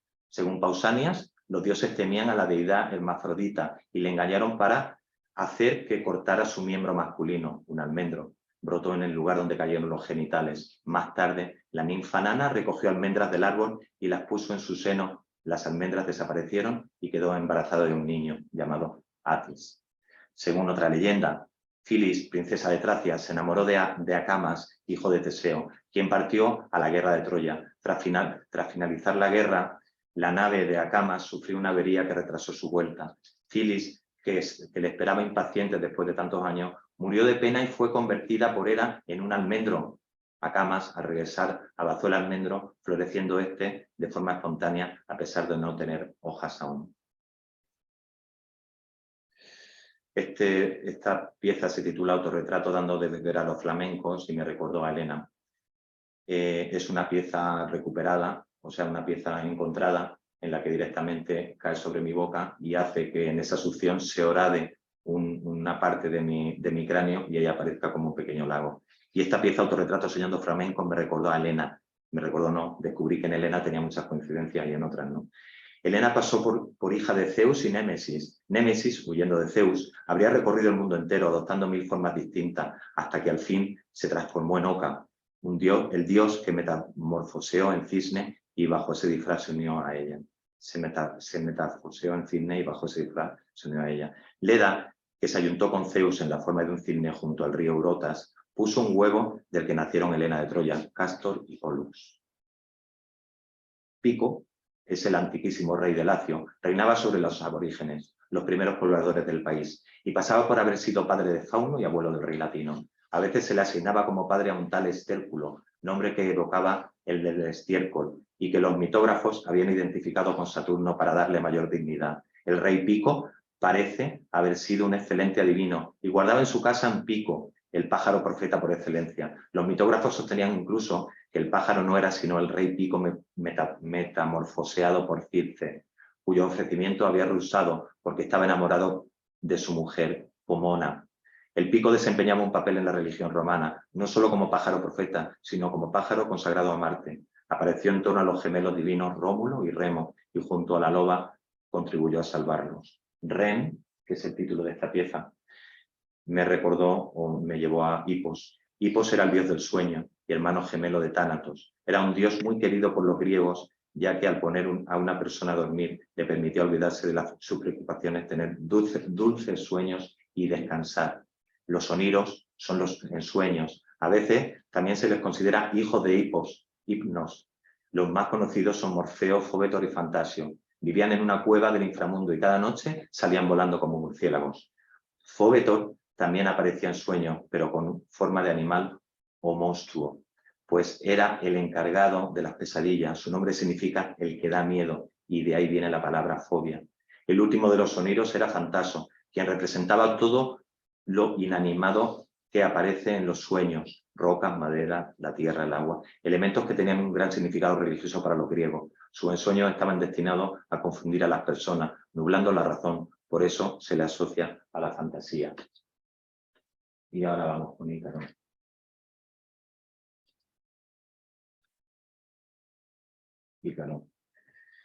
Ícaro también en mi trabajo, en mi trayectoria, se puede ver desde el primer título que puse sin tener conciencia real de quién era Ícaro, simplemente un eco de lo que era Ícaro, y hasta las últimas obras que podía realizar, ¿no? En este caso, por ejemplo, que son los primeros dibujos que realicé, esto lo realicé en Suiza, es simplemente la primera vez también que hago lo que es el cuerpo humano, y toda la herida que tiene el papel son heridas hechas con la propia máquina de devaluar, ¿no? O sea, con el propio disco. Entonces esta es la serie Ícaro, como veis aquí. Otra serie Ícaro que apareció 15, 20 años después. Estos personajes que de repente se lanzan al vacío con esos respaldos de silla, también se convierten en otros Ícaros que están volando sin parar. Después hay otro Ícaro, bueno, empiezo con esto. Oscar Wilde dijo: nunca te arrepientas de tu caída, oh Ícaro, del vuelo audaz, porque la tragedia más grande de todas es nunca sentir la luz ardiente. El poeta español del Renacimiento, Hernando de Acuña, escribió el soneto: con Ícaro de Creta se escapa, Dédalo, y ya las alas se extendía, y al hijo que volando le seguía, con amor maternal la molestaba, que si el vuelo más alto levantaba, la cera con el sol se desharía, y en el mismo peligro le pondría el agua y su vapor si más bajaba. Mas el soberbio mozo y poco experto enderezóse luego al halo cielo, y ablandada la cera en la altura, perdió las alas y en el aire muerto, recibiéndole el mar del alto vuelo por el nombre que le dio la sepultura. Y en este caso lo que hago es coger una pieza del pintor neoclásico Charles Paul Landon, y lo que hice con ella fue una serie de obras que se llamaban excursiones en caliente. Para ello lo que hacía era directamente eliminar todo el paisaje que había detrás, que eran unos catálogos completamente obsoletos que te enseñaban muebles, te vendían muebles, y lo que hice fue meter esa imagen de ese ángel, ese Ícaro, manejando todos esos paisajes, ¿no? Entonces, ahí lo podéis ver, lo que son esos Ícaros. Esto es el último Ícaro que he hecho, que es el que podéis ver el que se puede ver en la exposición. Dédalo advirtió a Ícaro que si planeaba muy bajo, el mar mojaría las alas, mojaría las plumas y no le permitiera volar. Y si tomaba mucha altura, el sol derritiría la cera y se desarmarían las alas. Padre e hijo escaparon, pero Ícaro tomó altura y el sol derritió la cera provocando su caída al mar. Al igual que en el caso de Aracne, Ícaro comete ibris, que implica creerse superior a los dioses y a la vez esperar aquello que no es posible. Por ende, Ícaro encarna la condición humana del exceso de confianza y la arrogancia que le impide ser cauteloso ante sus propias limitaciones. El mito de Ícaro y Dédalo es uno de los más hermosos de la mitología griega. No habla de forma alegórica del poder del ingenio, pero también de las trampas que plantean la envidia y la ambición. Ícaro, el atrevimiento con esta obra, trata de la osadía marcada por el hambre y la necesidad de esos inmigrantes cuya existencia precaria es capaz de canjearla a costa de pagar con el precio de su propia vida, ahí que estén moviendo paraísos, ¿no? Jasón.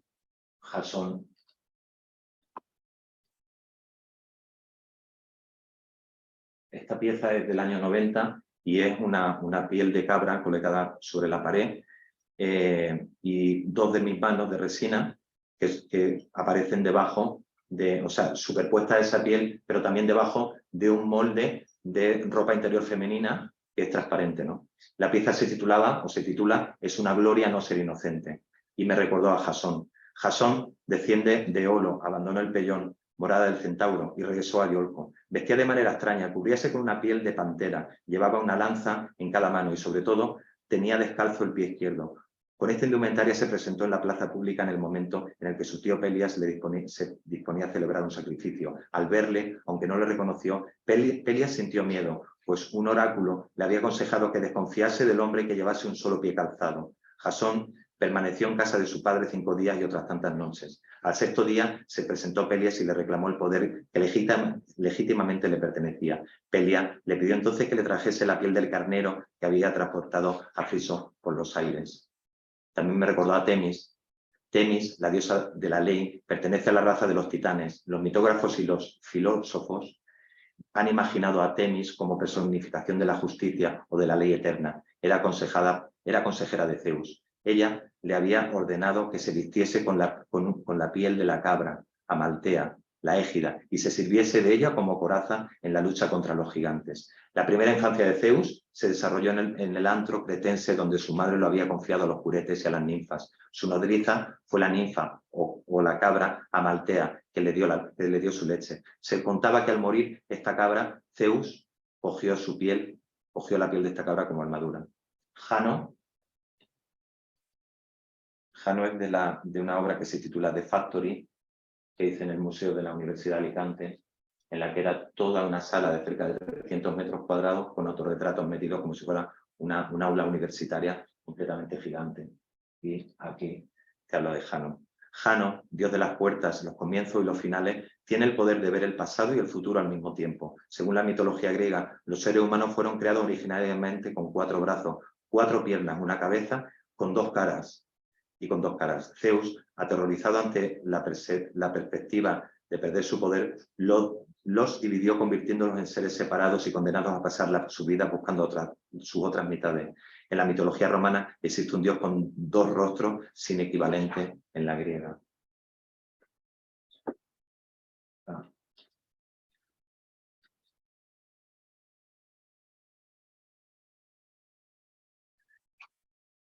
A ver.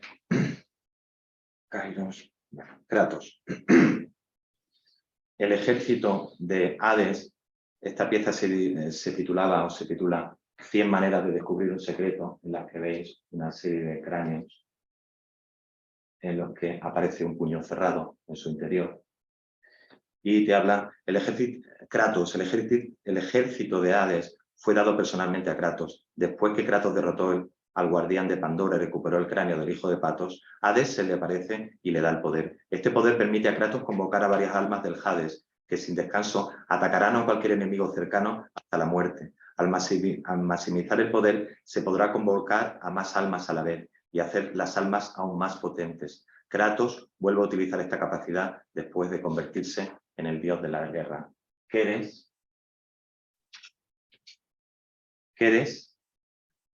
es esta pieza que se titula El tendedero.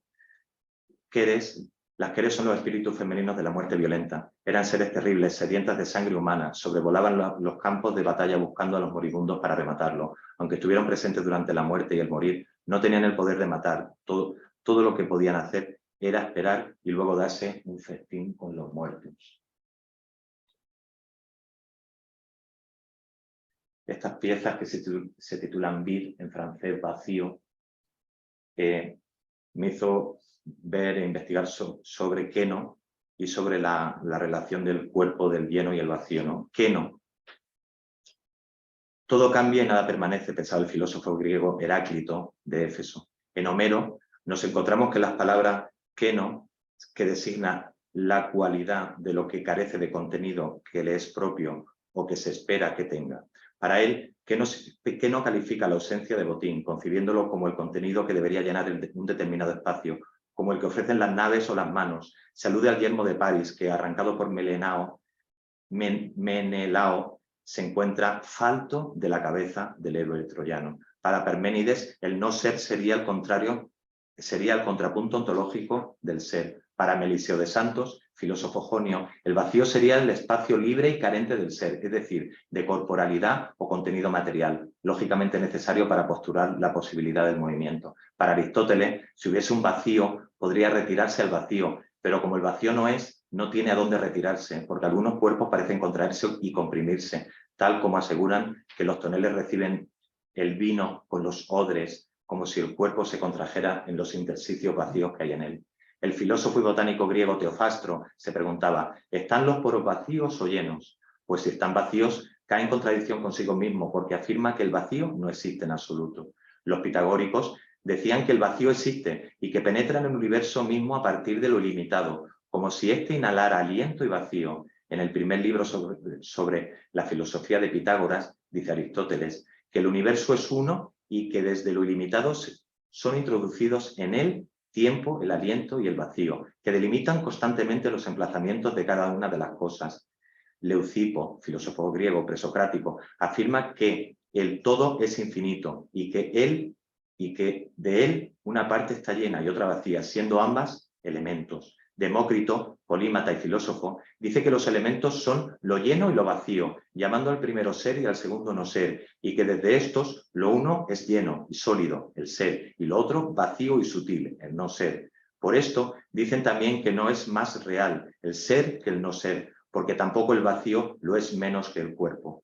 El filósofo Simplicio de Cilicia afirmaba que el ser no existe en mayor medida que el no ser y que ambos son igualmente causa de las cosas que llegan a ser. En la antigua Grecia, Demócrito y sus discípulos profesaban la doctrina del atomismo, según la cual las partes más elementales de la materia son diminutas, sólidas, incomprensibles e indivisibles. Siendo indivisibles, se les llamó átomos. Demócrito afirmaba que los cambios ocurrían en el universo según se colocaban esas minúsculas partículas. Las propiedades de la materia, por su parte, correspondían a las características de los átomos que la formaban. Con ello, la concepción del mundo era más objetiva, ya no dependiente de los caprichos del hombre. Las sensaciones de dulce, amargo y ácido se debían a átomos con diferentes características, átomos lisos, sin protuberancias, que rasguen y que irriten nuestro sentido. Producirían una sensación dulce, mientras que átomos rugosos y con aristas cortantes nos dejarían una sensación amarga. Los antiguos atomistas griegos afirmaban que la realidad consistía en dos cosas, átomos y vacío.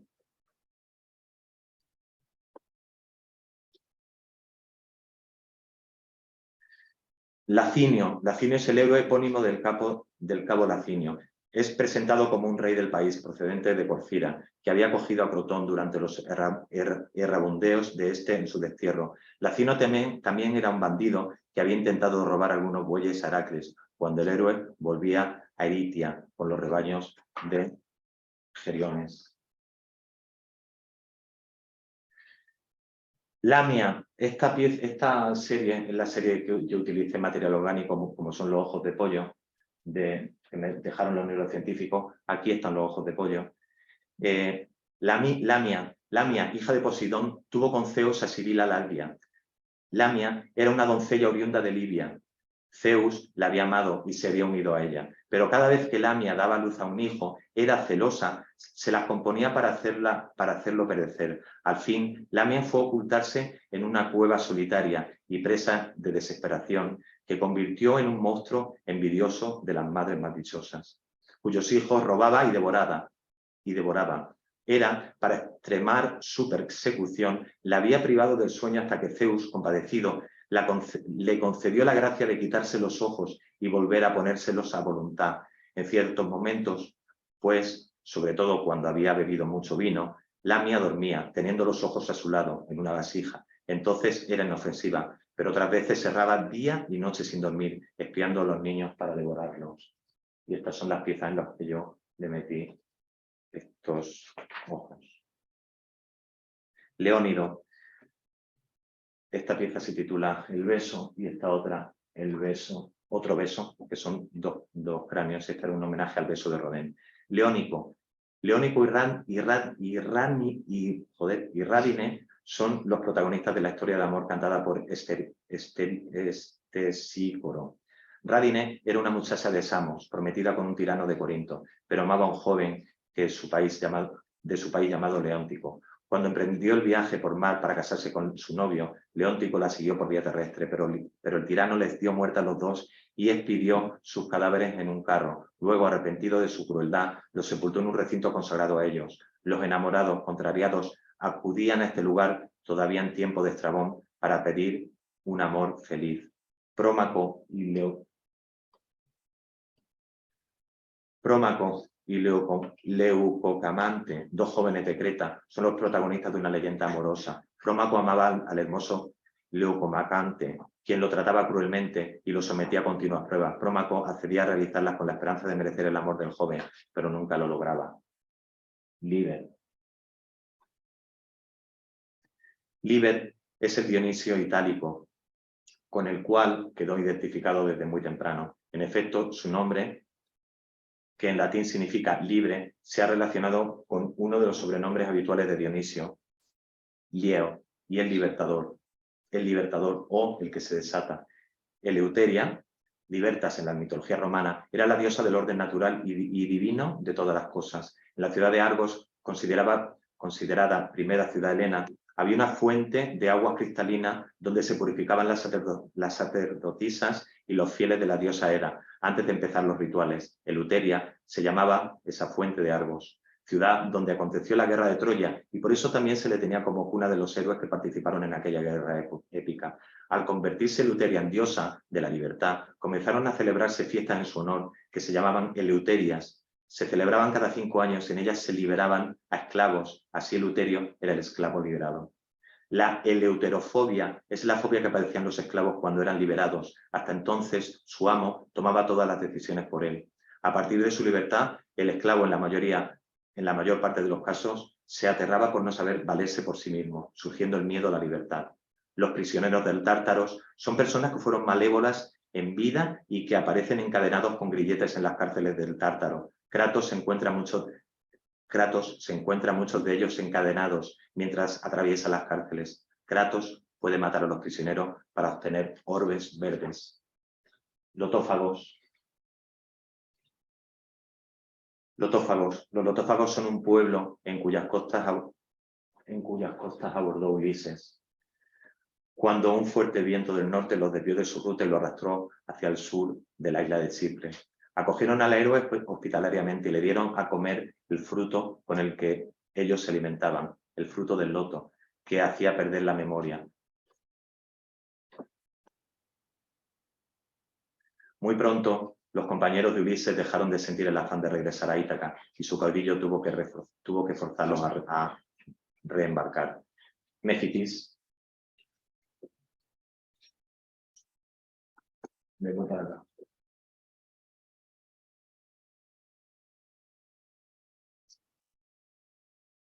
Méfitis, esta pieza se titula Termófilas, y estuvo expuesta también aquí en la última exposición. Y bueno, me recordó a Mefitis y hablo lo siguiente sobre ella. En Roma y otras ciudades de Italia, Mefitis es la divinidad femenina que preside de las emanaciones sulfurosas. Por eso se llaman termófilas, que de esas emanaciones son las únicas bacterias que sobreviven. Se pensaba que estas emanaciones eran causa de peste y epidemias, por la cual Mefitis es a veces considerada como diosa de la peste. Moiras.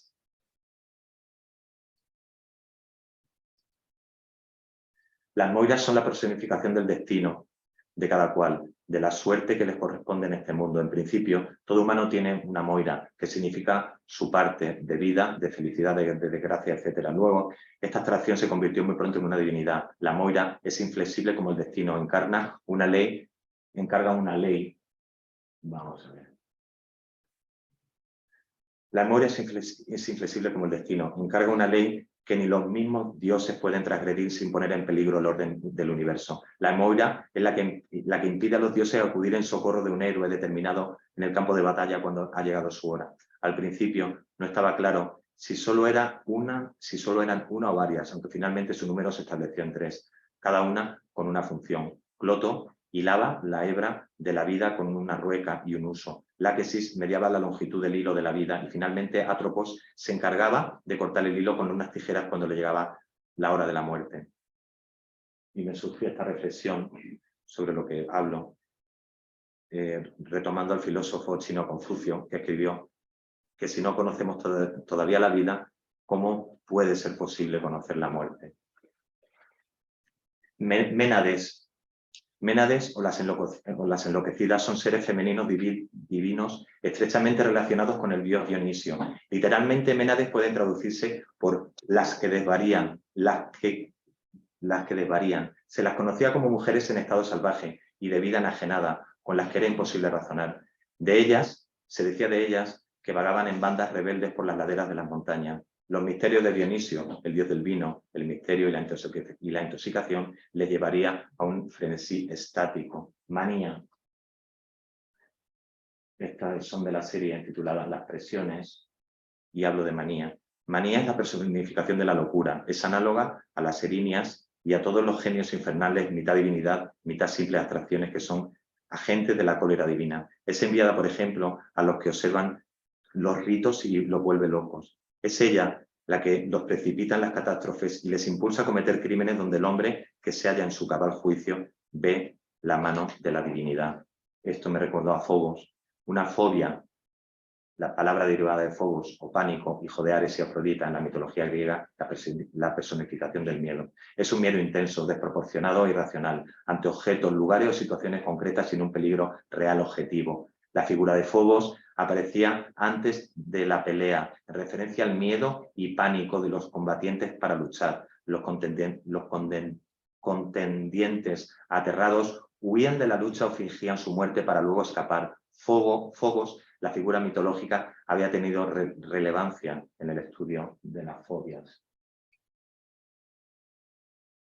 Melíone, esta pieza se titula Invidente y es del año 99. Melíode es una ninfa hija de Perséfone, invocada en uno de los himnos órficos, era la causante de las pesadillas y de la locura. Manto, cuyo nombre evoca la idea de adivinación, es la hija de Tiresias, como su padre posee el don de la profecía. La leyenda la presenta guiando a su padre ciego por los caminos de Beocia.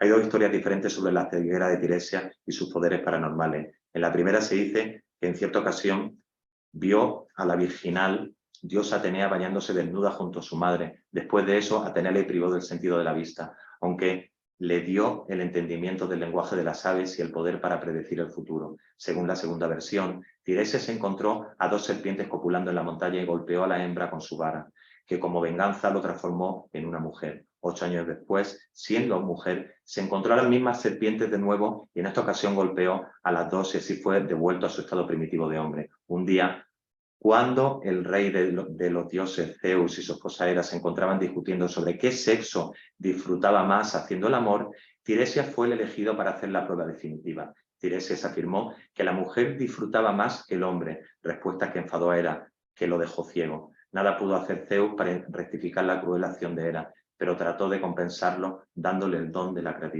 clarividencia. Melibeo, la pieza se titula Acantilado y hablo de Melibeo. Melibeo es el hombre de un pastor que encontró al niño Edipo expuesto en el monte y lo crió. También me recuerda a Urea. Los Ureas eran las montañas más importantes que conocían los griegos. Solían representarse como ancianos barbudos subidos a las cimas de los montes que representaban el Olimpo, la montaña más alta de Artemisa, que era sede de las musas del centro de Grecia.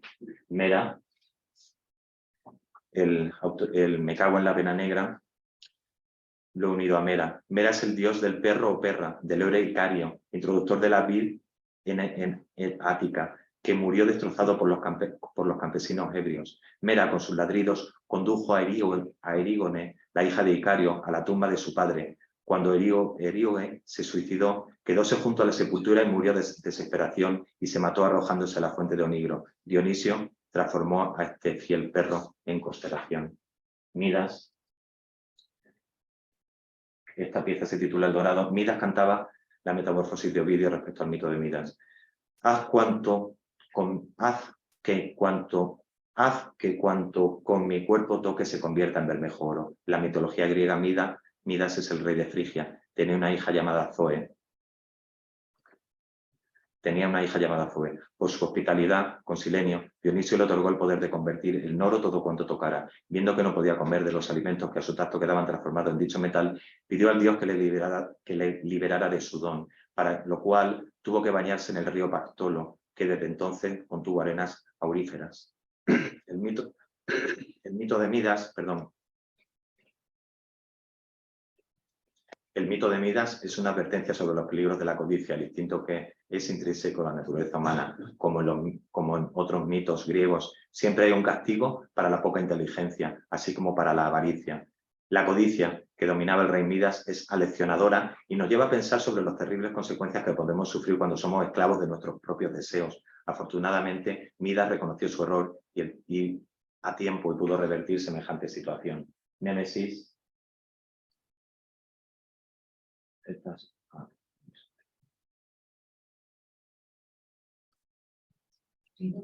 Dime. Queríamos decirte que, bueno, ha sobrepasado el tiempo. Pues, hemos encantado que te estamos viendo cortamos. zambullido, así que vamos a tener que examinarte y ponerte matrícula de otro. Nada, cortamos.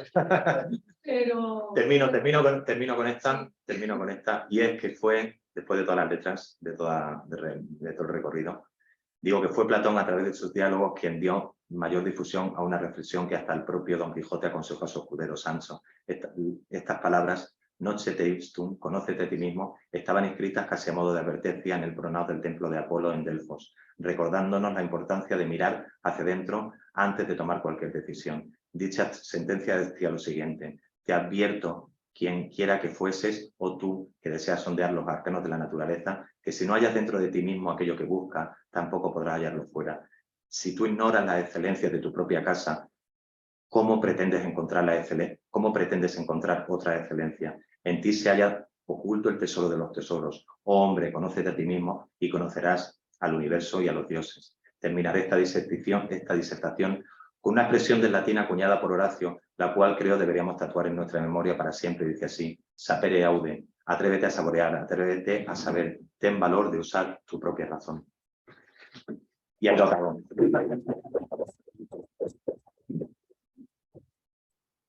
Perdona, No, yo encantado. Es totalmente asombrosa la cantidad de referencias que has encontrado al mundo clásico. Sí, para Yo mí. creo que esa intuición que te caracteriza, está claro que la has puesto en evidencia, porque no solo has buscado los referentes antes de introducirte en tu obra, sino después, desde fuera, y bueno, la verdad es que... No, el regalo es para mí, porque al final te das cuenta que arañando un poco, te das cuenta que que te crees que eres el primero y eres el último de la fila, ¿sabes? Que ya han vivido por ti muchas veces. Yo tengo una pregunta. Cuéntame. ¿Has cogido el manual de mitología y has ido asociando tu pieza? ¿O has cogido tu pieza y has buscado la referencia mitológica? No. ¿Qué camino has seguido? No he seguido, vamos a ver, en un principio, cuando cogí el diccionario de Pie Grimal, pensaba hacer lo que más me atrajera de cada una y enseguida nada más leer me llevaba directamente a una pieza mía. Lo que pasa es que al final establecí varios caminos de entrada y de salida. O sea, puse título, puse tal, pero no simplemente una sugerencia de una pieza, no hay que pensar y te das cuenta que al final también está todo mezclado y está todo que no es un diccionario al uso, ¿no? Pero vamos, que no he mantenido ninguna ley para llevarlo, sino simplemente lo que me emocionaba de una pieza me llevaba a un mito, me llevaba a un personaje. Entonces, como si esa pieza cogiera también vida, ¿no? Cogiera ahí relevancia y te diera unos aspectos que tú no conoces de la propia obra. O sea, es como si estuvieras trabajando un pasado que crees que lo tienes asumido y lo bonito precisamente es eso, el no haber seguido un camino lineal de decir, cojo el diccionario, por la A busco. No, en absoluto. O sea, a veces de fuera venía una pieza o una historia y se te subía al carro, ¿no? Y al final el carro es un poco largo, pero yo lo siento. A mí ya mucho ocurre, ¿eh? Pero vamos, que para mí el placer ha sido para mí, el poder descubrir este mundo que yo desconocía. Era totalmente intuitivo, o sea, para mí era una intuición. De hecho, cuando yo hablaba de Ícaro, mi concepto de Ícaro era el típico tal que se subía y las alas eran de cera, no sabía más.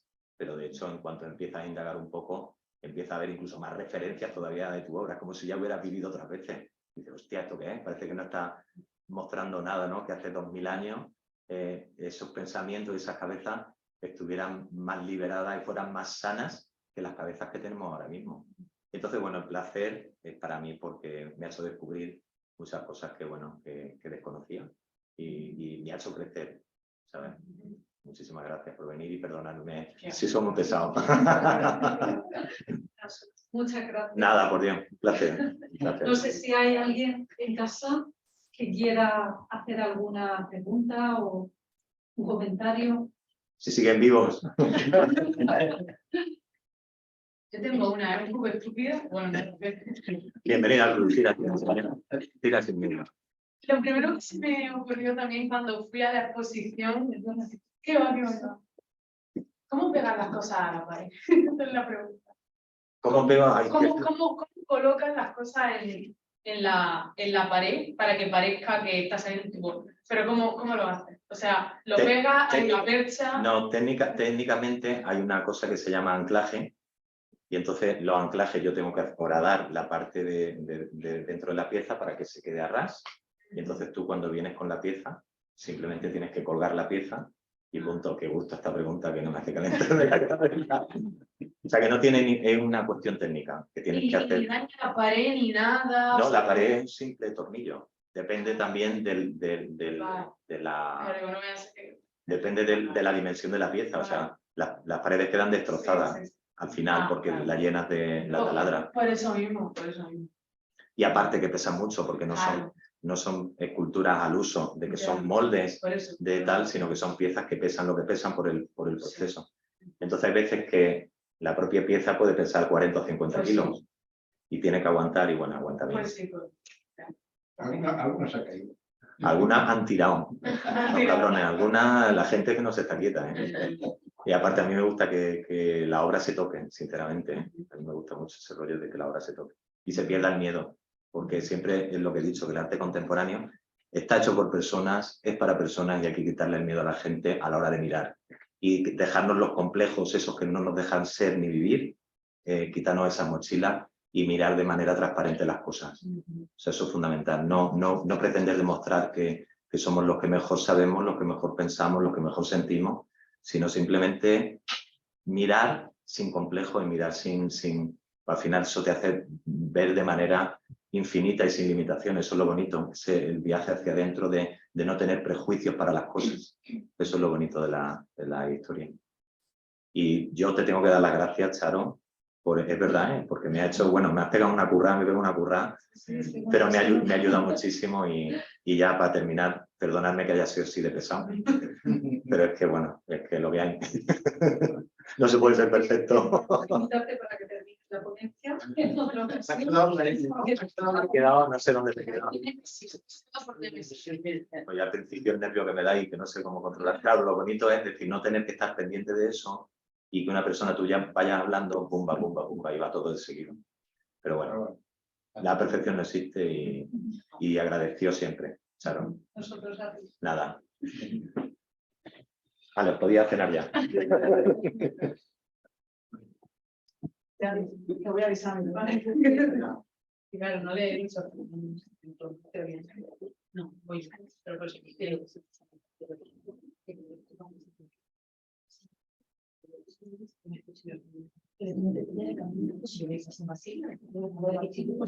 No te viene. No, vale.